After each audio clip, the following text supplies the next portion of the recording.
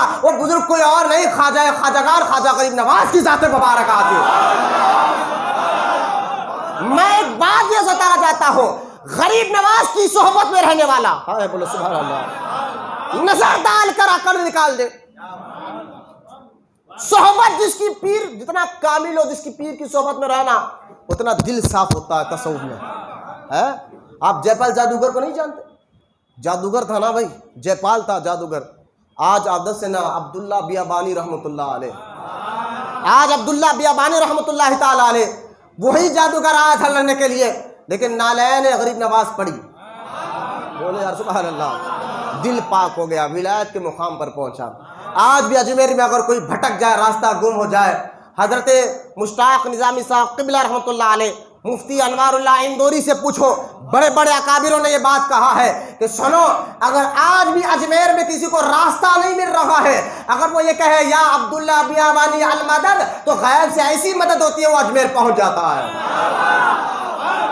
اجمیر میں کچھ گم ہو جائے، کچھ پیسہ گم جائے یا بچہ گم جائے، راستہ گم ہو جائے، کچھ بھی گم ہو جائے، نام ان کا لے کر پکارو، یہ مدد کے لیے آتے ہیں۔ مجھے بتائیے یہ عبداللہ بیابانی تھے کون؟ کہا جادوگر تھے، لیکن غریب نواز کی نظر نے اثر کر دیا، دل کو پاک کر دیا، سوچ کو پاک کر دیا، فکر کو پاک کر دیا، اخلاق کو پاک کر دیا۔ یعنی پیر جتنا مضبوط ہوتا ہے، صحبت میں بیٹھنے والے کو اس کو اسی طرح رنگ دیا جاتا ہے۔ مجھے بتائیے میرے آقا علیہ الصلوۃ والسلام کی صحبت کا کتنا اثر ہوگا؟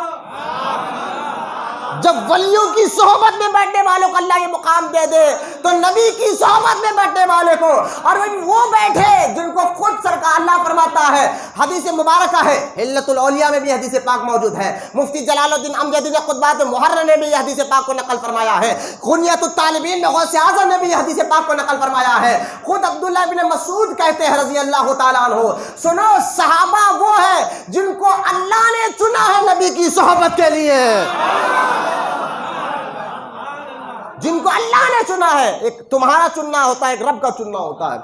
اللہ تعالیٰ جس کو چننے نبی کی صحبت کے لیے ہے، اس لیے مکتوبات میں امام مجدد الفسانی سے پوچھا گیا، اور یہی بات غوث اعظم نے بھی لکھا بھائی، ابھی میں نے ٹک ڈال کر بھی لکھا، یہی بات غوث اعظم بھی لکھے، میں مجدد الفسانی کی بات سنا رہا ہوں کہ آپ فرماتے ہیں مکتوبات شریف میں آپ سے پوچھا گیا، حضور امیر معاویہ ہو، مولا علی ہو، یہ آپس میں جھگڑے، اس میں کیا کرنا چاہیے؟ فرما خاموش رہو۔ غوث اعظم نے بھی کہا صحابہ کے آپس کے اختلافات میں امت کو خاموش رہنا واجب ہے، غوث اعظم لکھ رہے ہیں، بولو نا سبحان اللہ۔ صحابہ کے اختلاف، اب میں بتا رہا ہوں تصوف کی ایک بات، صحابہ میں آپس میں جو اختلافات کے جو جھگڑے ہوئے ہیں، اس میں عام مسلمان کو خاموش رہنا کیا ہے؟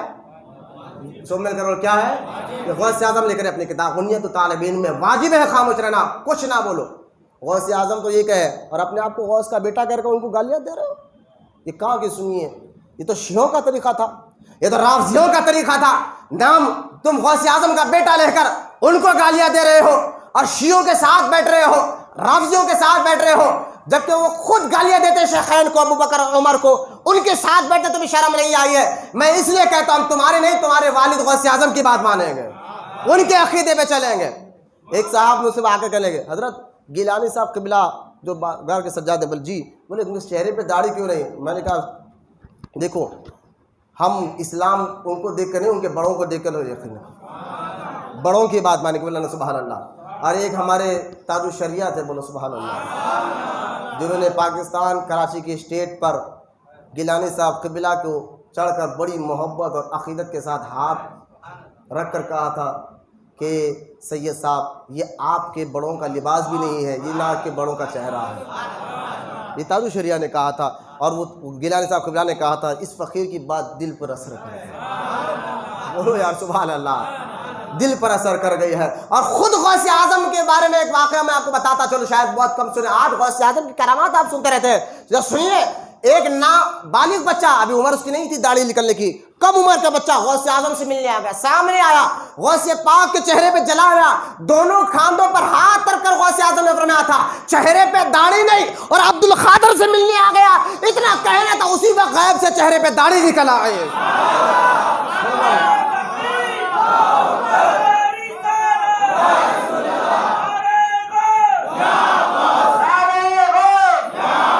اب بھی کہو گے یہ بریلیوں کا عقیدہ ہے، یہ بولو تو بریلی تمہیں نظر آتے ہیں؟ جو غوث اعظم کا عقیدہ وہی عقیدہ اعلیٰ حضرت کا ہے۔ جو غور کرنے کی بات ہے تو یہاں کیا کہہ رہے ہیں میں سنیں، میں تصوف کے ایک رنگ میں نے بتایا ہے، ولی اپنے مرید پر نظر ڈال کر دل کا زنگ صاف کرتا ہے، اس کی دل کی کدورت کو ختم کرتا ہے، انانیت کو ختم کر دیتا ہے، ہرس اس کے دل میں نہیں رہتی، لالچ اس کے دل میں نہیں رہتی، جو بھی کام کرتا ہے اللہ کی رضا کے لیے کرتا ہے، اور جتنا بڑا ولی ہو اس کی صحبت میں بیٹھنے والے کو ایسا رنگ دیتا ہے۔ مجھے بتائیے، غریب نواز نے نظر ڈال کر ایک جادوگر کو اللہ کا ولی بنا دیا، غریب نواز نے نظر ڈال کر ایک شیعہ کو ولی بنا دیا، ارے غوث اعظم نے نظر ڈال کر ایک چور کو قطب بنا دیا۔ یہ ولیوں کی صحبت میں رہنے والے، ولیوں کی نگاہ میں یہ اثر ہے، تو مصطفیٰ کی صحبت میں رہنے والے اور مصطفیٰ کی نگاہ میں کیا اثر ہوگا؟ چاہے تو اشارے سے کایا ہی پلٹ دے دنیا کی، یہ شان ہے مصطفیٰ کے غلاموں کی، تو آقا کا عالم کیا ہوگا؟ سنیں، غوث اعظم فرماتے خاموش رہو، کچھ نہیں کرنا۔ اور یہاں ایک اہل سنت کا ایک اور عقیدہ میں آپ کو بتاتا ہوں، سنیں۔ امیر معاویہ حضرت علی میں حق پر کون تھے؟ تو سارے اہل سنت کو علماء نے کہا حق پر تو علی تھے، بولنا سبحان اللہ۔ حق پر کون تھے؟ حق پر کون تھے؟ مولا علی۔ یہ سنیو، یہ عقیدہ ہے، یہ اجماع کی نہیں، عقیدے کی بات۔ حق پر مولا علی تھے، سنیں ایک بات۔ اور دوسری بات، حضرت معاویہ جو اس امت کے ماموں ہیں، حضرت معاویہ کی سگی بہن سیدہ ام حبیبہ یہ حضور کی مقدس بیوی ہے، سیدہ ام حبیبہ کے سگے بھائی ہیں حضرت معاویہ۔ تو یہ امیر جو ہم کہہ رہے ہیں، یہ ہم کہہ رہے ہیں، علی کے مقابلے میں نہیں کہہ رہے ہیں۔ اب رہا فضیلت کی بات کہ معاویہ میں کون افضل ہے، حضرت معاویہ رضی اللہ تعالیٰ یا علی، تو سنو، حضرت علی تو بہت دور کی بات ہے، مولا علی تو بہت دور کی بات ہے۔ حضرت معاویہ رضی اللہ تعالیٰ عنہ امام حسین کے بھی برابر نہیں ہے فضیلت میں۔ فضیلت کی بات آگے تو میں بتا رہا ہوں، فضیلت کی بات امام حسین کے بھی برابر نہیں ہے فضیلت کے اعتبار سے، حضرت علی تو بہت دور کی بات رضی اللہ تعالیٰ عنہ۔ لیکن سنو، غوث اعظم کہہ رہے ہیں، کیوں کہا غوث پاک نے خاموش رہو؟ تو مجدد الفسانی نے اس بات کو بڑے کھل کر مکتوبات میں فرمایا، سنو، کیا جملہ میرے مجدد نے بہت آسان کر کر بتایا، فرمایا، اور یہ ذہن میں رکھنا، ولی کی نگاہ سے کدورت، سینے سے اکڑ، ہرس، لالچ، تکبر سب ختم۔ اب ایک آدمی کے دل میں اکڑ ہو تو اس کو ولایت کہاں ملے گی؟ دنیا کی محبت ہو وہ اللہ کے قریب کیسے ہوگا؟ ہرس ہو، لالچ ہو۔ لیکن مکتوبات میں امام مجدد الفسانی فرماتے ہیں، صحابہ وہ ہے۔ جب آپ سے پوچھا گیا امیر معاویہ حضرت علی کے بارے میں کیا کرنا چاہیے، تو آپ نے فرمایا، سنو، صحابہ وہ ہے جو نبی کی صحبت میں رہ کر، نبی نے ان کو اپنی صحبت میں رکھ کر، ان پر نظر ڈال کر ان کے دل کی کدورتوں کو ختم کر دیا تھا۔ مولانا سبحان اللہ۔ نبی پاک علیہ السلام نے نظر ایسی ڈالی تھی تمام صحابہ پہ، نہ ان کو دنیا کی محبت تھی، نہ کرسی سے محبت تھی، نہ پیسے سے محبت تھی، کسی چیز کی محبت نہیں تھی، کیونکہ نبی پاک علیہ السلام نے یہ لفظ لکھا، مجدد الفسانی اپنے مکتوبات میں فرماتے ہیں، نبی پاک علیہ السلام نے صحابہ کے دلوں کو پاک اور ستھرا کر کر ولایت کے قابل بنا دیا تھا۔ تو امیر المومنین حضرت علی مرتضیٰ رضی اللہ تعالیٰ عنہ اور معاویہ رضی اللہ تعالیٰ عنہ میں جو جنگ ہوئی، نہ وہ کرسی کی تھی، نہ وہ سیاست کی تھی، نہ وہ پیسے کے لیے تھی، نہ وہ شان و شوکت کے لیے تھی، نہ وہ کسی کو گرانے کے لیے تھی، معاذ اللہ، یہ اجتہادی جنگ تھی۔ اس میں معاویہ کو غلطی ضرور ہوئی رضی اللہ تعالیٰ عنہ، لیکن خطا اجتہادی ہوا ہے۔ یہ خطا اجتہادی بہت باریک مسئلہ ہے، اور خطا اجتہادی میں بندہ گناہگار نہیں بنتا، اس کو ثواب ایک ملتا ہے۔ اور مولا کائنات علی مرتضیٰ رضی اللہ تعالیٰ عنہ حق علی کے پاس تھا، بولنا محبت سے سبحان اللہ، اور محبت سے بولی سبحان اللہ۔ ارے بھائی، غوث اعظم جب امیر معاویہ کی تعریف کر دے، تم بیٹے ہو کر کیوں بڑی باتیں کرتے ہو؟ اور جب کتاب میں لکھا امیر معاویہ کی شان میں، تو اب تم بکواس کرتے ہو نا، یہ کتاب غوث اعظم کا نہیں ہے۔ تو خیر، یہ ساری باتیں میں آپ کو بتا، کہاں میں کو لکھ چلے گیا۔ آپ دیکھیں، خود اہل بیت بھی علی مولا علی کا بیٹا بھی حضرت ابو بکر صدیق کی فضیلت کے گن گاتا تھا۔ امام جعفر صادق اس حدیث کو غلام رسول سعیدی صاحب، جو پاکستان کے، جنہوں نے بخاری شریف کی شرح بھی کی، بہت بہترین عالم دین ہے، آج کے دور کے حساب سے جو اردو کو بہت آسان کر کر غلام رسول سعیدی صاحب مقدس اللہ العالی نے جو صحیح بخاری کی، صحیح مسلم کی شرح کی ہے، بہت اس دور کے حساب سے اردو کو اور آسان کر بڑی پیارے کے ضرور کے ان کی کتاب مقالات سعیدیہ انہوں نے اس حدیث پاک کو اس کتاب میں نقل فرمایا. آپ فرماتے ہیں کہ ایک مرتبہ امام جعفر صادق فرماتے ہیں, بولے سبحان اللہ, بولے محبت سے سبحان اللہ. امام جعفر صادق فرماتے ہیں میں اپنے والد امام محمد بن باقر سے سنا. امام محمد بن باقر فرماتے ہیں میں اپنے والد امام زین العابدین سے سنا. امام زین العابدین کہتے ہیں میں اپنے والد امام حسین سے سنا. امام حسین کہتے ہیں میں نے اپنے والد مولا علی سے سنا. حضرت علی رضی اللہ تعالیٰ عنہ فرماتے ہیں میں اور صحابہ کرام ہم حضور کے ساتھ ساتھ جا رہے تھے. دیکھیں حدیث پاک, حضور کے ساتھ ساتھ جا رہے تھے, حضور آگے تھے, ہم سب پیچھے ساتھ ساتھ جا رہے تھے. اتنے میں سیدنا ابو دردہ وہ آگے آئے اور آگے ابو بکر کے آگے چلتے چلتے, نبی کے نہیں ابو بکر کے آگے چلتے چلتے, نبی کے نہیں ابو بکر کے آگے سننا, ابو بکر کے آگے چلتے چلتے جیسے ابو بکر کے آگے سرکار دو عالم علیہ السلام نے دیکھا کہ ابو دردہ ابو بکر کے آگے چل رہا ہے.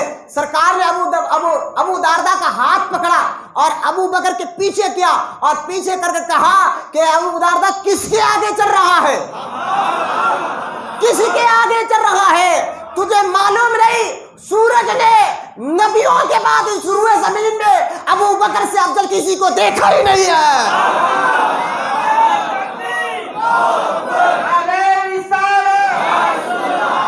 بولنا سبحان اللہ. اس سند بھی اہل بیت نے چنی ہے. بولنا سبحان اللہ. سند بھی دیکھیں اہل بیت نے چنی ہے. امام محمد بن باقر سے ایک شخص آ کے پوچھتا ہے حضور تلوار پر سونے کی چاندی کی موٹ لگانا چاہیے؟ امام زین العابدین امام محمد بن باقر فرماتے ہیں کہ ہاں میں نے ابو بکر صدیق کی تلوار کو دیکھا ہے. بولنا سبحان اللہ. ابو بکر صدیق کی تلوار کو سنے تو پھر پوچھنے والا آپ واللہ ابو بکر کو صدیق کہتے ہیں, آپ صدیق کہتے ہیں, آپ جلال میں آ گئے حسین کا بیٹا. واللہ صدیق, واللہ صدیق, واللہ صدیق. جلال میں امام محمد بن باقر کہنے لگے اللہ کی عزت و جلال کی قسم ابو بکر صدیق ہے, صدیق ہے, صدیق ہے.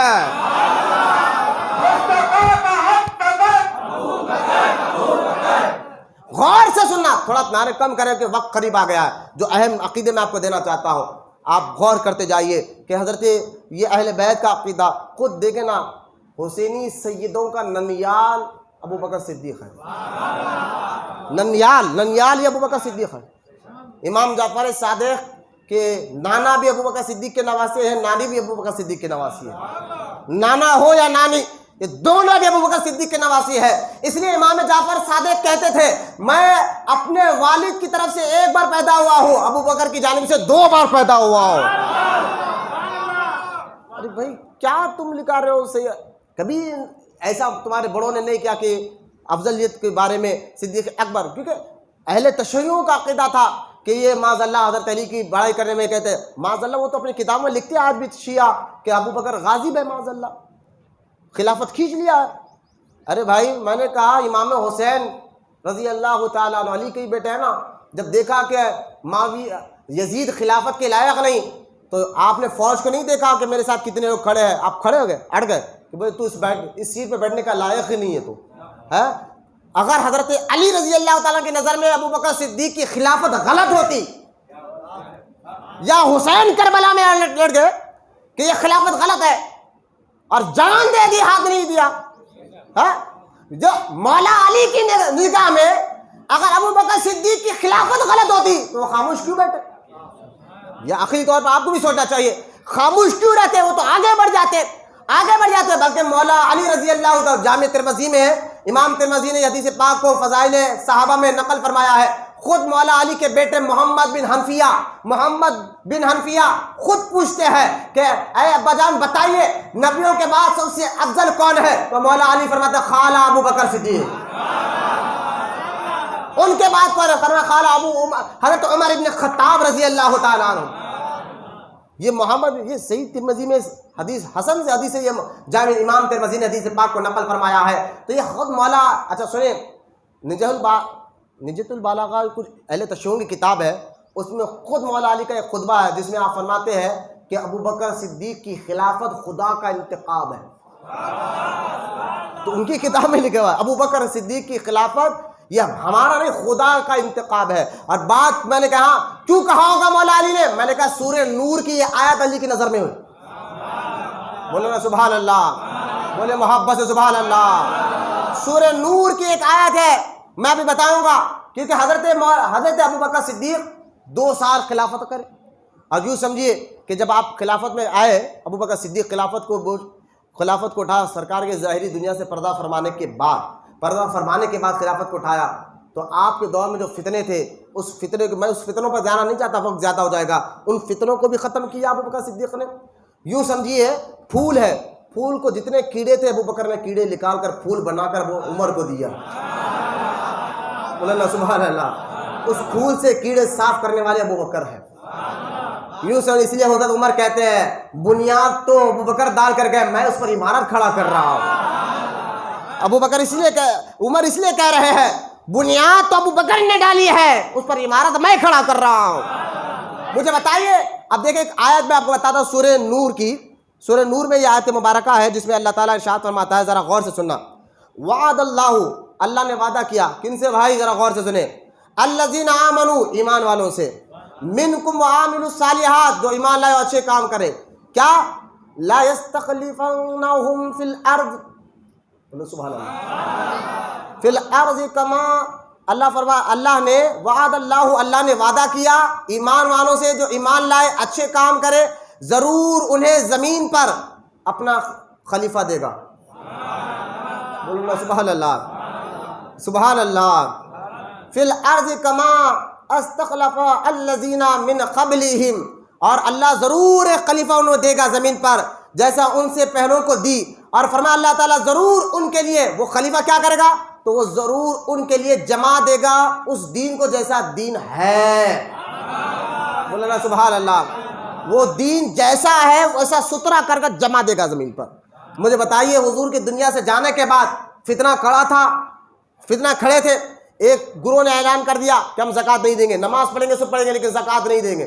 ایک جھوٹے نبوت کے دعویٰ کرنے والے کھڑے گئے. ابو بکر صدیق رضی اللہ تعالیٰ عنہ نے سب سے کہا کہ اب یہاں تک کہ حضرت ابو بکر صدیق نے دیکھا کہ ایک گروہ کہنے لگا ہم زکوٰۃ نہیں دیں گے, زکوٰۃ کی منکر ہو گئے. تو ابو بکر نے کہا میں ان کے خلاف لڑوں گا.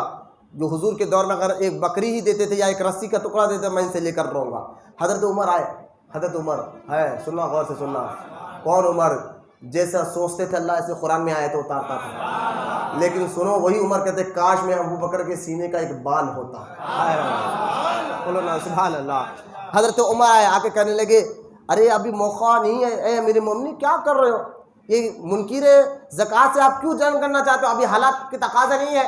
دیکھیں بارڈر پہ حضور کی دنیا سے جانے کے بعد کئی لوگ مرتد ہو رہے ہیں, کئی جھوٹے نبوت کے دعوے دار پیدا ہو رہے ہیں. ادھر رخ کرے آپ ادھر رخ کریں گے, ادھر بھی آپ ان کا نظر کریں گے. ابو بکر صدیق نے فرمایا تھا عمر تجھے کیا ہو گیا ہے؟ سننا جملہ, تجھے کیا ہو گیا ہے؟ زمانے کی حالت میں تو بڑا سخت تھا, اب کیا ہو گیا ہے؟ ارے یہ آج زکوٰۃ کا انکار کر دے رہے ہیں, اگر میں ان کو اسی حال پر چھوڑ دوں تو کل نماز کا بھی انکار کریں گے, پرسوں روزے کا بھی انکار کریں گے. تو میں دیکھ رہا ہوں ابھی جو ہے ان کو روکنا ضروری ہے تاکہ فتنہ ختم ہو جائے, یہاں پر یہ سدھر جائے. حضرت عمر کہتے ہیں ابو بکر کے اس جملے نے میرے سینے کو کھول دیا. سبحان اللہ. ابو بکر کے اس جملے نے میرے سینے کو کھول کر رکھ دیا. مجھے بتائیے آج بھی لوگ کہتے ہیں نا حضرت ابھی مل کے رہنے کا دور ہے, فتنہ کچھ بھی ہونے دیجئے, حالات کچھ بھی ہونے دیجئے, سب کو لے کر چلو, سب بھائی بھائی ہو کر چلو, سارے اسٹیٹ پہ سنی وہابی ہے, سب ذہن چھوڑو. میں نے کہا بھائی ہم کو رضا نے پیالہ پنایا ہے, الحمدللہ ہمیں یقین ہے ہمارے رضا پر, الحمدللہ. تم جو ہو گئے ہوں گے بھائی, کیونکہ مرنے کے بعد حضور کی بارگاہ میں جانا ہے ہمیں. چاہے حالات کو دیکھ کر کوئی فیصلہ نہیں کرتے. صحابہ کرام ابو بکر نے حالات کو دیکھ کر فیصلہ کیا. بھائی دنیا کے مرتدین وہاں پر بک رہے تھے, ابو بکر نے کہا نہ ان کو بھی خاموش بٹھاؤں گا اور ان کو بھی خاموش بٹھاؤں گا. اور حضرت عمر کہتے ہیں اسی جملے نے میرا سینہ کھول دیا. حالات کچھ بھی ہو حق بولا کرو. بولو نا سبحان اللہ. اور یہی مزاج تو اعلیٰ حضرت نے ہمیں سکھایا, الحمدللہ. ثم الحمدللہ ہمیں ایسا دامن ملا ہے، اور اعلیٰ حضرت ہمیں فخر ہے اس بات پر کہ اعلیٰ حضرت کے دامن کے ذریعے سے ہمیں غوث اعظم کا دامن ملا ہے۔ غور کرو رضیو۔ خیر، حضرت ابوبکر صدیق رضی اللہ تعالیٰ عنہ نے پھر ان فتنوں کو ختم کیا، جیسا حضور نے دین دیا تھا اس کو ایسا جمع دیا۔ بولو نا سبحان اللہ۔ قرآن میں سورہ نور میں اللہ کیا کہہ رہا ہے؟ اللہ ایمان والوں کو خلیفہ دے گا۔ ارے یار بولو سبحان اللہ۔ پھر جیسا ان کے لیے دین تھا ویسا ان کو زمین پر ایسا جمع دے گا۔ تو مجھے بتائیے قرآن میں حضرت حضور کے بعد جو ابو بکر نے کام کیا، اور خود عمر کہتے ہیں یوں کہے کہ بنیاد ابو بکر نے ڈالی، میں نے تو عمارتیں کھڑا کی، تو لہٰذا دین جیسا حضور نے دیا تھا اس کو جمع کر کر دینے والے ابو بکر صدیق ہے۔ خلافت کا اشارہ قرآن بھی بتا رہا ہے۔ بولے یار سبحان اللہ۔ ایک اتقا کہہ کر ان کے امام المتقین ہونے کی گواہی قرآن دے رہا ہے، اور ایک فی الارض کہہ کر خلیفہ ہونے کی بھی قرآن گواہی دے رہا ہے۔ حضرت ابو بکر کی خلافت نصوص قرآن سے ثابت ہے۔ سنیں نہیں بھائی، حضرت علی ولایت میں افضل ہے، تو میں نے کہا ٹھیک ہے، ثواب میں نے بتا دیا، سب سے زیادہ ثواب کس کا ہے؟ قرآن میں خود اللہ میں نے بتا دیا۔ بولے سورہ حدیث کی آیت میں نے پڑھ کر سنا، تو ایک صاحب کہنے لگے دیکھو بھائی، میں تو کہتا ہوں حضور کی ظاہری زندگی میں سرکار ابو بکر صدیق نے 17 نمازیں پڑھائی۔ مصلی پہ حضور کے مصلی پہ کتنے نمازیں؟ ارے سب مل کر بولو کتنے؟ 17 نمازیں پڑھائی ہے۔ ایک مرتبہ تو ہوا یوں، سرکار دو عالم علیہ السلام رما عائشہ ابو بکر سے کہو نماز پڑھا۔ کہا ابا میرے یا رسول اللہ میرے والد جو ہے ذرا نرم دل کے، وہ آپ کے مصلی پہ کھڑ نہیں پائیں گے۔ فرما عائشہ ابو بکر سے کہو نماز پڑھا۔ پھر آپ نے عذر پیش کیا، فرما عائشہ ابو بکر سے کہو نماز پڑھا۔ پھر آپ نے عذر پیش کیا، تیسری مرتبہ آپ جلال میں آ کر کہنے کہ عائشہ اللہ اس کا رسول چاہتا یہ ہے کہ مصلی پہ ابو بکر کھڑے۔ اگر روحانیت نہیں ہوتی تو مصلی پہ کیوں کھڑایا جاتا؟ روحانیت نہیں ہوتی تو مصلی پہ کیوں دیا جاتا؟ ارے ایک مرتبہ دیکھیں آپ، سرکار بیٹھے ہیں، نماز کا وقت ہوا، مزاج زیادہ علی لے، حضرت عباس بھی قریب ہے، مولا علی بھی قریب ہے، سو بیٹھے، نماز کا وقت ہوا۔ حضرت عمر کھنگارتے ہوئے آگے بڑھنے گئے، فرما عمر پیچھے ہٹ جا، ابو بکر کو آگے آنے دے۔ مجھے بتائیے سامنے علی بھی بیٹھے تھے، حضرت عباس بھی بیٹھے تھے، اور کہتے تھے عباس چاچا سے چاچا آج آپ پڑھا دیجئے، یا مولا علی سے کہتے تھے آج آپ پڑھا دیجئے، کہا نا، کہا مصلی پہ ابو بکر کو کھڑنے دیا۔ تو یہ سارے اشارے تھے کہ ولایت میں دمادم مسخل اندر ابو بکر کا پہلا نمبر ہے۔ یہ عقیدے کا مسئلہ ہے، فضیلت کا نہیں ہے، یہ عقیدے کی بات ہے۔ مجھے بتائیے اب امام مصلی پہ کھڑے ہونا یہ روحانیت والا جان سکتا ہے؟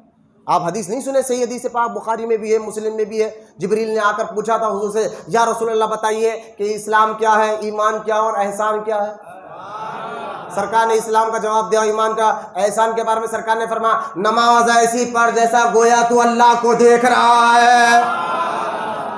بولو نا سبحان اللہ، بولو۔ تو ایسے لوگ تو ہے نا نماز ایسی پڑھ۔ اعلیٰ حضرت رحمۃ اللہ تعالیٰ علیہ کبھی رکوع میں اور کبھی سجدے میں طویل ہو جاتے، یعنی لمبا سجدہ کرتے، دیر تک اٹھاتے نہیں۔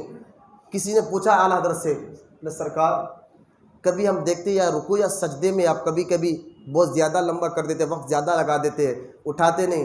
اعلیٰ حضرت نے فرمایا جب تک خدا کی تجلی نہ دیکھ لوں دل سر سے اٹھانے کو دل ہی نہیں چاہتا۔ میں نے کہا بھائی اعلیٰ حضرت کو تصوف میں بھی پڑھو، غور کرو، جب تک خدا کی تجلی کا نور نہ دیکھ لوں احمد رضا سجدے سے سر اٹھاتا ہی نہیں ہے۔ اور یہ حدیث بھی بتا رہی ہے نماز ایسی پڑھو کہ گویا تم خدا کو دیکھ رہے ہو۔ حمید الدین ناگوری کا واقعہ نہیں ہے جو اجمیر میں آپ نماز پڑھاتے تھے؟ اجمیر میں آپ نماز پڑھاتے تھے، ناگور راجستھان کا علاقہ جو ناگور ہے وہاں سے آ کر اجمیر میں نماز پڑھاتے تھے، اور جیسے اللہ اکبر کہتے پیچھے والے تو کعبہ دیکھ رہے تھے، سامنے حمید الدین ناگوری عرش اعظم کو دیکھا کرتے تھے۔ جب ولی کے غلاموں کا یہ حال ہے کہ وہ پیچھے والوں کو بھی کعبہ نظر کرا دے نماز، تو لہٰذا کہ نماز افضل العبادت ہے ایمان کے بعد، کہ گویا نماز ایسی پڑھو کہ اللہ کو دیکھ رہے ہو تو سوچو کہ اس مصلی پر ابو بکر کو سرکار نے کھڑایا ہے، تو میرے ابو بکر نبیوں کے بعد کتنے افضل اور اعلیٰ ہے، کارن اللہ کے کتنے قریب ہو گئے، گویا کہ نماز دے کر بتا دیا جا رہا ہے کہ نماز وس کا نمبر اور ولایت میں بھی پہلا ابو بکر کا نمبر ہے۔ بولے محبت سے سبحان اللہ۔ اب یہی بات کو داتا صاحب کی بات کر میں بات ختم کر رہا ہوں۔ داتا صاحب کی میرے پاس کتاب ہے کشف الموجود، بولے سبحان اللہ، اور محبت سے بولے سبحان اللہ۔ داتا صاحب سے پوچھئے کون ہے، میں نے داتا صاحب کے بارے میں، یہ 465 ہجری میں داتا صاحب پردہ فرمائے اور 470 ہجری میں غوث اعظم پیدا ہوئے، 5 سال بعد غوث اعظم پیدا ہوئے۔ ایک بات اور خود میں نے پڑھا ہے کتابوں میں کہ غوث اعظم سے جب غریب نواز ملنے کے لیے آئے اور ہندوستان جانے سے پہلے، تو غریب نواز نے فرمایا تھا، غوث اعظم نے فرمایا تھا کہ معین الدین راستے میں تم جا رہے ہو، کیونکہ جتنے بھی لوگ باہر سے آتے تھے ایران یا بغداد سے، تو ان کو راستہ ملتا ہے لاہور سے ہندوستان آنے کا، دلی آنے کا، تو فرمایا تم راستے سے جو روڈ جا رہے ہو اس روڈ پر ایک اللہ کا شعر ہے، غوث اعظم نے فرمایا تھا اس کی ضرور زیارت کرنا، اور غوث اعظم فرماتے اگر یہ میرے دور میں ہوتے تو میں ان کا مرید بن جاتا ہے۔ کیا روحانیت ہوگی یہ داتا صاحب، جہاں غریب نواز 40 دن کا چلا کر آتے ہیں، جہاں 40 دن بیٹھ کر آتے ہیں اور کرتے ہیں گنج فیض عالم مظہر نور خدا، جو اشعار اپنے فارسی میں پڑھ کر بتایا۔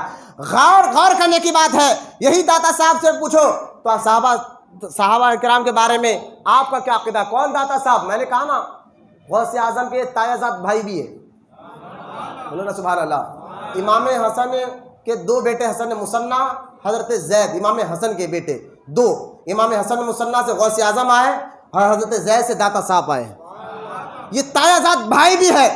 ان کا عقیدہ دیکھو، آپ نے چیپٹر ہی باندھ دیا صحابہ میں ائمہ طریقت، روحانیت نہیں ہے۔ آج کے پیلی ہری ٹوپیوں والوں کے باتوں میں آ کر اپنا ایمان برباد مت کرو، ان سے بڑے بزرگوں کی بات مانو، ان سے پہلے بزرگان دین نے جو بات لکھی ہے ان کے عقیدے پر چلو، غوث اعظم نے جو عقیدہ دیا ہے اس عقیدے پر چلو، داتا صاحب جو عقیدہ دے رہے ہیں اس عقیدے پر چلو۔ یہ کیا تم ان کی باتوں پہ آ کر اپنا ایمان برباد کر رہے ہو؟ غورے صحابہ میں ائمہ طریقت، باپ بانا، چاہے ابھی اردو میں کتاب مل جائے گی آپ کو، آپ باپ بانے، اور اس میں فرماتے ہیں ہم اب صحابہ اکرام میں سے صوفیہ پیشواؤں کے کچھ حالات بیان کریں گے جو انبیاء کے بعد صوفیہ کے پیشوا بھی ہے، عارفانہ معاملات میں ان کے قائد بھی ہے، احوال میں ان کے رہنما ہے، ان میں سبقت کرنے والے پہلے لوگ یعنی مہاجر اور انصار شامل ہیں۔ اس کی بنیاد مقصد یہ ہے کہ اللہ کو منظور ہو تو تمہاری مراد پختہ ہو جائے۔ تو فرماتے ہیں سب سے پہلے صحابہ کرام میں اصحاب طریقت کون؟ تو فرماتے بعد الانبیاء بالتحقیق حضرت ابو بکر صدیق رضی اللہ تعالیٰ عنہ۔ سننا میں ایک جملہ غور سے سنیں، آپ فرماتے ہیں داتا صاحب یہ شیخ الاسلام ہے، انبیاء کے بعد سب سے بہترین فرد ہے، بولو نا سبحان اللہ، انبیاء کے بعد سب سے بہترین فرد ہے، اور حضور صلی اللہ تعالیٰ علیہ وسلم کے خلیفہ اور نائب ہے، اور دنیا ترک کرنے والوں کے سردار ہے، بولو سبحان اللہ۔ میں ایک بات بتاتا ہوں، یہاں آگے جملہ داتا صاحب لکھتے ہیں خلوت اور تنہائی اختیار کرنے والوں کے پیشوا ہے، نفسانی خرابیوں سے بہت دور ہے، بولو اللہ سبحان اللہ۔ اور آپ ابو بکر عبداللہ بن عثمان دہنی معاملات شرعی عقائق میں ان کے کرامات، ان کے دلائل، ان کی نشانیاں مشہور ہے، اور تصوف کے بارے میں ان کے کچھ معمولات کا ذکر کیے گئے ہیں۔ صوفیہ مشاہدہ کرنے والوں میں انہیں سب سے صوفیہ جو مشاہدہ کرتے ہیں، مشاہدہ کرنے والوں میں سب سے مقدم ابو بکر کو جانتے ہیں۔ سارے طریقہ آگے فرماتے ہیں کہ وہ دنیا کے تارکین امام الزہد ہے، داتا صاحب امام الزہد ہے۔ زہد کیا ہے؟ یہ تقوی کا اعلیٰ معیار ہے۔ کسی پیر سے پوچھے آپ، ایک بندہ تقوی اختیار کر رہا ہے، پرہیزگاری اختیار کر رہا ہے، تقوی کے جتنے چیپٹر ہیں، ایک بندہ نماز پڑھ رہا ہے، سنت کی پابندی، نفل کی پابندی، تہجد بھی پڑھ رہا ہے، ذکر بھی پڑھ رہا ہے، قرآن بھی پڑھ رہا ہے، حلال روٹی بھی کما رہا ہے، یہ سارے تقوی کے معیار، سارے تقوی کے کام کر رہا ہے، لیکن اگر دنیا کی محبت پھر بھی دل میں ہو تو اس کا سارا یہ کام بیکار جائے گا. فرماتے نہیں، تقوی کا معیار زہد پر ہے، بنیاد زہد پر ہے. پوچھا گیا حضور زہد ہے کیا؟ تو فرماتے ہیں بزرگان دین، زہد اس کو کہتے ہیں کہ جو اپنے دل میں سوائے اللہ کے اور کسی کو نہ رکھے. ارے بولے نا محبت، سبحان اللہ. اللہ کے علاوہ اپنے دل میں کسی کی محبت نہ رکھے، سوائے اللہ کے دل کو خالی جانے. میں نے کہا یہ زہد کا مقام ہے. اور داتا صاحب فرماتے ہیں ابو بکر امام الزہدین ہے. ترک دنیا میں تو ان کا کیا کہنا بھائی، بولو سبحان اللہ، بولو محبت سے سبحان اللہ. ترک دنیا میں ان کا کیا کہنا. میں نے کہا تصوف کے ایک تو رنگ ہے نا، جب حضرت ابو بکر نے سارا مال لا کر حضور کی بارگاہ میں دیا تھا، اور جب حضور نے پوچھا تھا کہ یا رسول اللہ صلی اللہ تعالی وسلم کے دماغ، غور سے سنو، حضور نے پوچھا تھا ابو بکر اپنے گھر کے لیے کچھ چھوڑے آئے ہو؟ فرمایا اللہ اس کے رسول کو چھوڑ کر آیا. لیکن میں ایک حدیث اور سنانا چاہتا ہوں، یہ حدیث سنائی نہیں جاتی ہے. شرح مرقات میں ملا علی قاری رحمۃ اللہ تعالی علیہ نے شرح مرقات میں حدیث پاک نقل فرمائی ہے. وہ کیا حدیث ہے؟ ایک اور صحابی تھے جنہوں نے سارا مال لا کر حضور کو دیا تھا اس وقت. بولو سبحان اللہ. شرح مرقات میں حدیث پاک ہے. ملا علی قاری کہتے ایک اور صحابی تھے جنہوں نے سارا کا سارا مال لا کر، جیسے ابو بکر نے لا کر دیا تھا انہوں نے بھی لا کر دیا تھا. اور ان سے بھی حضور نے پوچھا اپنے گھر کے لیے کچھ رکھے ہو؟ کہا حضور سب لایا ہو. تو سرکار نے فرمایا نہیں، تمہارا مال قبول نہیں کروں گا. آدھا گھر والوں کے لیے رکھو، بیوی بچوں کے لیے رکھو، آدھا دو. یہاں ابو بکر کے لیے نہیں کہا. ارے یار بولو سبحان اللہ. اس صحابی کو اللہ کے رسول علیہ السلام کہتے آدھا گھر لے جاؤ، بیوی بچوں کے لیے رکھو. میں کہتا ہوں یا رسول اللہ پھر ابو بکر نے تو سارا لا کر دیا تھا، یہاں قبول کر لیا. تو مشائخ کہتے بات دراصل یہ ہے، ہاں یہ نگاہ نبوت یہ دیکھ رہی تھی. یہ سارا مال دینے کے باوجود بھی دل میں ابو بکر میں ذرا برابر بھی دنیا کی محبت کا خیال نہیں آئے گا. یہ بھی خیال نہیں آئے گا کہ میں مال تو سارا دے رہا ہوں، گھر والوں کا کیا ہوگا، یہ خیال نہیں آ سکتا. لہٰذا ابو بکر کے مال کو قبول کر دیا گیا، اور اس صحابی کے مال کو اس لیے دیا گیا ابھی ان کی تربیت چل رہی تھی. بولو نا سبحان اللہ. ابھی وہ تربیت کے مرحلے میں تھے. اگر لے لیتے تو گھر والے کہتے بھائی سارا مال دے دیا، ہمیں بھی کچھ رکھنا. تو لہٰذا یہ نگاہ نبوت دیکھ رہی تھی، اور جس مقام پر ابو بکر تھے وہ اس مقام پر کوئی صحابی گزر ہی نہیں سکتا ہے. بولو نا سبحان اللہ. یہ حدیث سنے تصوف کے رنگ میں. ایک اور حدیث سناتا ہوں میں آپ کو تصوف کے رنگ میں. حدیث پاک سرکار نے فرمایا اللہ کے علاوہ میں کسی کو خلیل بناتا تو ابو بکر کو بناتا، لیکن میرا خلیل اللہ ہے. میرا خلیل. منشائخ کہتے تم سمجھتے ہو خلیل کس کو کہتے ہیں؟ بولے دوست کو. نا یہ کس کو؟ بولے گہرے دوست کو. کہا نا یہ تو لغت کی باتیں ہے. بولے مولا مطلب ہے کیا پھر خلیل کس کو کہتے ہیں؟ دوست کو یا سب سے زیادہ گہرے دوست کو؟ بولے نہیں، مشائخ کہتے ہیں خلیل کہتے اس کو ہے خلیل کہتے اس کو ہے جو نبی راز کی باتیں، جو انوار اللہ سے لے رہا ہے وہ ابو بکر صدیق کو دے رہے ہیں. سرکار فرماتے ہیں اگر میں رب کے علاوہ کسی اور کو خلیل بناتا، اگر کسی اور کو اس کیفیت کے حامل سمجھتا تو ابو بکر کو سمجھتا. جو انوار جو میرے سینے میں آ رہے ہیں، کیونکہ یہ سینے ایسے انوار ہے. قرآن نہیں کہتا اللہ یستوی اصحاب، کہ اللہ فرماتا قرآن میں بے شک یہ اگر یہ قرآن پہاڑوں پر اترتا تو پہاڑ اللہ کے خوف سے ریزہ ہو جاتے ہیں، لیکن وہی قرآن نبی کے سینے میں اترا تو راز الہی کے کیا کیا باتیں نبی کے سینے میں ہے. تو فرماتے یہ راز الہی کے قابل اگر کوئی اور سینہ جانتا تو میں ابو بکر کو جانتا ہے. بولو نا سبحان اللہ. اور کس ولایت کے مقام پر ابو بکر کو دیکھو گے بھائی؟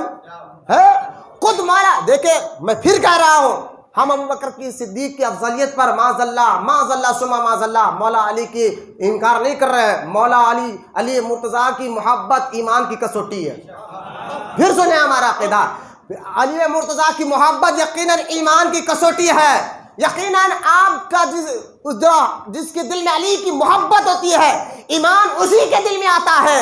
یہاں تک کہ جامع ترمذی میں حدیث پاک ہے، ابو سعید خدری کہتے ہیں، بولو نا سبحان اللہ، بولے محبت سے ابو سعید خدری کہتے ہیں کئی ایسے مجمع میں ہم چلے جاتے جہاں پر سب داڑھی ٹوپی والے ہو اور ہمیں پہچاننا مشکل ہو جاتا کہ اس میں سے اپنے کون ہے پرائے کون ہے، جاننا مشکل ہو جاتا، تو اس میں سے ہم پریشان ہو جاتے کہ اس میں سے رافضی تشیعی کون ہے اور کون اپنے پرائے ہے۔ تو حضرت ابو سعید خدری کہتے ہیں ہم علی کا ذکر شروع کرتے، من کنت مولا فہذا علی مولا۔ ابو سعید خدری کہتے ہیں یہ ذکر کرتے اور لوگوں کے چہروں کو دیکھتے، جس کا علی کا ذکر سن کر جس کا چہرہ کھل جاتا ہم سمجھ جاتے یہ ہمارا ہے، اور جس کا چہرہ اتر جاتا ہم سمجھ جاتے یہ پرایا ہے۔ ہم تو ایسے ہیں بھائی اہل بیت سے محبت کرنے والے، لیکن خود مولا علی جس کے پیچھے نمازیں پڑھ کر کہہ رہے ہو، اور جو خود مولا علی کہہ رہے ہو جو ابو بکر سے مجھے افضل جانے میں اس کو 10 کو 100 کوڑے ماروں گا، یہ کہہ رہے ہو۔ وہ مولا علی جس کے پیچھے نمازیں پڑھ رہے ہو، وہ مولا علی جو یہ کہتے ہو ابو بکر کی خلافت اللہ کا انتخاب ہے، انتخاب اللہ نے چن کر انتخاب کرا ہے۔ لیکن یہاں ایک اور بات آگے سنے، ہمارے بزرگوں سے پوچھا گیا حضور آج جس طرح صحابہ کے دور میں شیعہ بہت ہو گئے تھے، اپنے آپ کو شیعان علی کہہ کر ابو بکر کو عمر کو گالیاں دیتے تھے، آج کے دور میں وہابی بہت ہو گئے، جاؤ جاؤ شہروں پہ داڑھی ٹوپی نظر سب آتے ہیں، اب پہچان کیسی ہوگی؟ اب پہچان کیسی ہوگی؟ فرما سدھرو نہیں۔ ہمارے بزرگوں نے فرما میں ایک ولی کا بدنام بتا دیتا ہوں جو غوث اعظم کا بھی سچا وفادار ہے، غریب نواز کا بھی سچا وفادار ہے، نظام الدین اولیاء کے چوکھٹ کا بھی سچا وفادار ہے، وہ سارے ولیوں کا جو ہے نا سچا وفادار ہے، نام ان کا احمد رضا خان ہے۔ سبحان اللہ، میرے اعلیٰ حضرت کا نام لے لو، نام سن کر اگر جس کا چہرہ کھلا تو سمجھنا کہ سچا سنی ہے، چہرہ اترا تو سمجھ جانا یا تو تھالی کا بیگن ہے یا تو کتے کا پیشاب ہے۔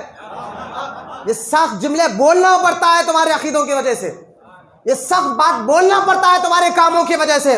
بیٹا تم جو بکو ابو بکر کے بارے میں، عمر کے بارے میں، اہل بیت کے بارے میں، اور ہم تم کو بولے تو دیکھو کتے کا پیشاب بول دیا، بولے تم ٹھیک ہے ہو، تم ہو تو اس لیے لگ رہے ہو ہے۔ لیکن ہمارے اعلیٰ حضرت رحمۃ اللہ تعالی علیہ کا اللہ تعالیٰ نے ایسا کرم عطا فرمایا اعلیٰ حضرت کو، ایسی قوت طاقت عطا فرمائی اعلیٰ حضرت کو، ان کے نام لے کر بھی سنی اور وہابی آج پہچانے جاتے ہیں۔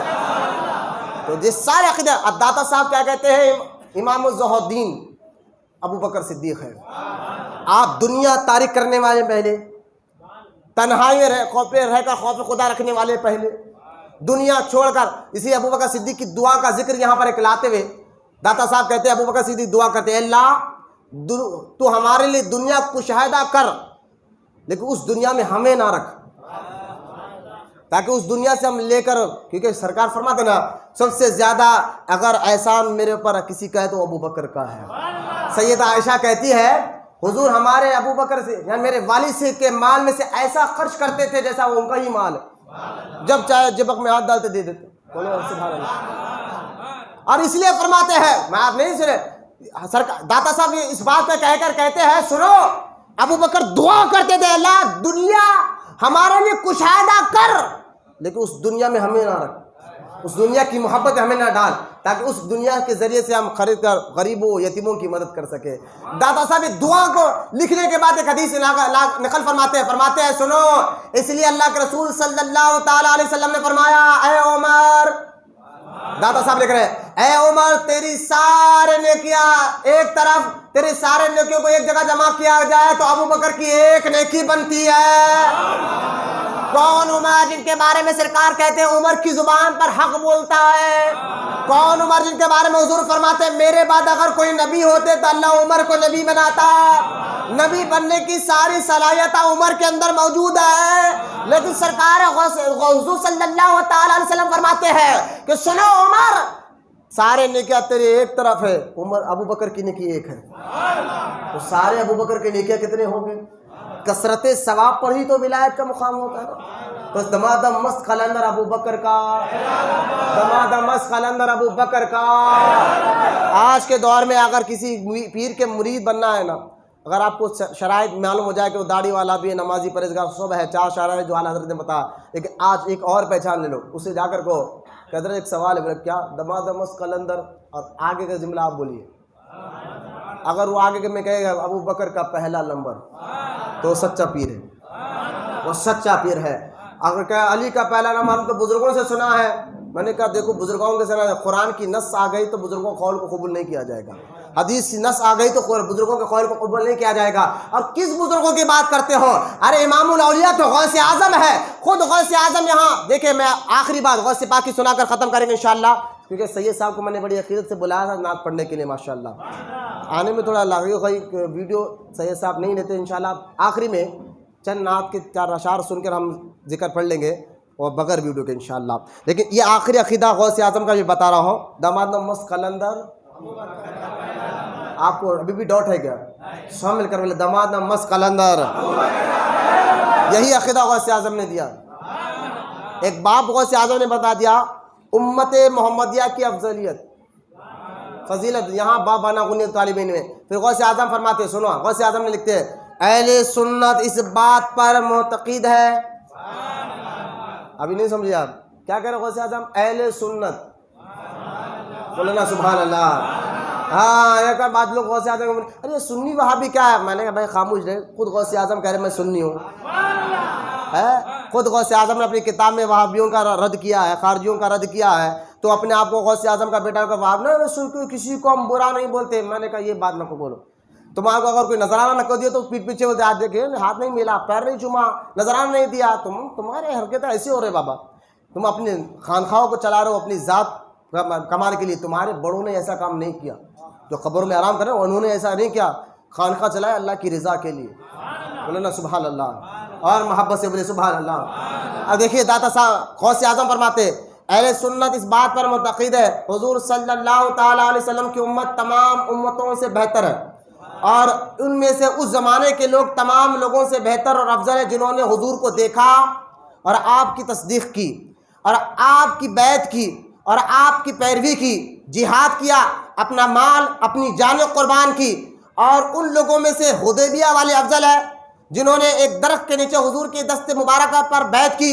یہ اصحاب 400 کے قریب ہے، ان میں سے یعنی حدیبیہ والوں کے بعد ان میں سے افضل اہل بدر ہے جن کی تعداد 313 تھی، اور ان میں سے افضل عشرہ مبشرہ ہے جو 10 ہیں، ان 10 کے نام غوث اعظم نے، اور ان 10 میں سے افضل 4 خلفاء ہے، غوث اعظم لکھ رہے ہیں، اور ان 4 میں سے افضل ابو بکر ہے۔ اب آ گیا غوث اعظم کا عقیدہ، بولے سبحان اللہ۔ ان 4 میں افضل ابو بکر صدیق رضی اللہ تعالیٰ عنہ ہے، یہی حدیث ہے، یہ میں نے آپ کو غنیت طالبین سے بھی بتایا، کشف الملوک سے بھی بتایا، قرآن کی آیت سورہ نور کی بھی میں نے الحمدللہ آیت پڑھی، اور اتقا والی آیت میں نے ابتدا میں پڑھی ہے، اور سورہ نساء کی ایک آیت میں جس میں اللہ فرماتا ہے کہ جو مسلمانوں کے اجماع سے ہٹ کر عقیدہ بتائے اللہ ان کو دوزخ میں ڈالے گا، سورہ نساء آیت نمبر 115۔ تو اس بات پر سارے مسلمانوں کا اجماع ہے کہ بعد الانبیاء بتحقیق امیر المؤمنین سیدنا ابو بکر صدیق رضی اللہ تعالیٰ عنہ، اور میں کہتا ہوں مولا کے جس طرح ابو بکر کی محبت کے بغیر اہل بیت کی محبت نہیں مل سکتی، اسی طرح اہل بیت کی محبت ملتی اسی کو جس کے دل میں ابو بکر کی محبت ہو۔ سچی حکایت میں ابو نور بشیر صاحب قبلہ رحمۃ اللہ تعالیٰ علیہ نے اپنی کتاب میں حکایت نقل فرمائی، آپ فرماتے ہیں ایک مرتبہ ابو بکر صدیق رضی اللہ تعالیٰ عنہ نے مولا علی کو دیکھ کر کہا تھا علی جنت کا ٹکٹ دے دو۔ مولا علی نے کہا کہ کیا کر رہے ہو امیر المومنین؟ کہا میں نے اپنے کانوں سے سنا ہے علی جس کو جنت کا ٹکٹ دے گا وہی جنت میں جائے گا۔ تو مولا علی رضی اللہ تعالیٰ نے فرمایا اے ابو بکر سچ کہتے ہو، حضور نے یہ کہا علی جس کو جنت کا ٹکٹ دے گا وہی جنت میں جائے گا، لیکن ساتھ ہی ساتھ مجھے حضور نے یہ بھی کہا علی جنت کا ٹکٹ اسی کو دینا جس کے دل میں ابو بکر کی محبت ہو۔ بولے محبت سے سبحان اللہ، اور محبت سے بولے سبحان اللہ۔ جہاں بار بار مولا کہتے ہو، تم جانتے ہو صحابہ میں سب سے طاقتور کون ہے؟ لوگوں نے کہا حضور آپ ہے، کہا نا ابو بکر۔ مولا علی جہاں جاتا ہے کہا ابو بکر ہے۔ بدر میں جب سب حضور کے یہ آرائش بنایا گیا سب پیچھے تھے، ابو بکر آگے تھے۔ ارے آپ حضرت عمر کہتے تھے کہ اے ابو بکر میری ساری نیکیاں لے لیجئے، عمر کہتے تھے میری ساری نیکیاں لے لیجئے، لیکن وہ نیکی جو 3 رات تم غار ثور میں حضور کے ساتھ گزارے وہ میرے نام کر دیجئے. وہ کیسی نیکی تھی. غار ثور سے نکلنے کے بعد جب مدینہ منورہ کے قریب پہنچے تو صحابہ کہتے ہیں ہم دیکھ کر حیران تھے دونوں میں سے رسول کون ہے پہچانے نہیں جا رہے تھے. صحبت میں رکھ کر رنگ دیا تھا یار. اس کو کہتے ہیں تصوف اپنے ہی رنگ میں رنگنا یار. اسی کو کہتے ہیں اپنے ہی رنگ میں رنگنا یار. غور کرے کہ غار ثور سے 3 دن کے بعد باہر نکلے اور نکلنے کے بعد مدینہ منورہ پہنچ رہے ہیں تو صحابہ کہتے ہم پہچان نہیں پا رہے تھے کہ دونوں میں رسول کون ہے. ہم کنجوس سے چہرہ چین نظر آ رہا تھا. جب ابو بکر نے اس کیفیت کو بھاپ لیے سمجھ گئے کہ ہم یہ دو حیران ہے کہ دونوں میں سے رسول کون ہے. ابو بکر اپنا چادر نکالتے ہیں اور سرکار پر سایہ کرتے ہیں. لوگوں کو پتہ چلے کہ یہ آقا ہے میں غلام ہوں. بولو نا سبحان اللہ. کیا میرے سرکار ابو بکر صدیق رضی اللہ تعالیٰ عنہ اجمعین جو ہے فضیلت میں اللہ تعالیٰ نے ان کو بڑا مقام عطا فرمایا قرآن سے حدیث سے بزرگوں کے عقیدے سے. اس لیے بھی موضوع بھی رکھا ہے افضلیت ابو بکر صدیق. سیرت پر میرا موضوع نہیں تھا ورنہ میں سیرت پہ اتنے واقعات آپ کو سناتا کہ کس طرح ابو بکر تو ابو بکر ہے. ابو بکر کا سارا گھرانہ وفادار میں رسول ہے اور ابو بکر صدیق وہ ہے جن کی 4 پشتے صحابی ہیں. ابو بکر صحابی, آپ کے والد صحابی, آپ کے والدہ صحابی, آپ کے بیٹے صحابی, آپ کے پوتے صحابی. 4 پشتے آپ کے صحابہ میں ہے. یہ ہے ابو بکر صدیق کا رضی اللہ تعالیٰ عنہ کا مقام و مرتبہ. میں اب کیا بتاؤں, میں کیونکہ بات چھڑ گئی تھی اس بات پر کہ افضلیت پہ کون ہے تو اگر کوئی کہے نہیں بھئی ہم فلاں بزرگ کو دے مذہب بزرگ تھے, میں نے مذہبوں کی بات مانا نہیں جائے گا, ان کا قول مانا نہیں جائے گا. میں نے غوث اعظم کا عقیدہ بتا دیا, داتا صاحب کا عقیدہ بتا دیا اور جو ہے قرآن کی کچھ آیتیں میں نے آپ کو بتا دیے.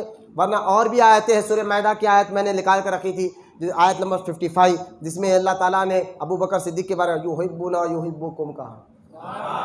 اگر میں اس آیت پر بولوں, کئی آیت ابو بکر صدیق کی فضیلت میں قرآن پاک میں ہے, احادیث مبارکہ میں ہے.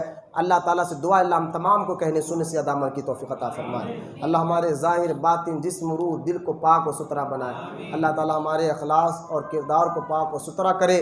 جتنے لوگ یہاں آئے بیٹھے مولا ان کے دلوں میں عشق رسول کوٹ کوٹ کر بھر دے میرے مولا. ہمیں مسلک اہل سنت بالکل مسلک اعلیٰ حضرت پر قائم رہنے کی توفیق عطا فرمائے. ہماری سب کی دعاؤں کو حضور صلی اللہ تعالیٰ علیہ وسلم اور سرکار اعلیٰ حضرت کے صدقے میں قبول اور مقبول فرما. ہماری خانقاہ محبوب اولیاء کو دن 11ویں رات 12ویں ترقی عطا فرما.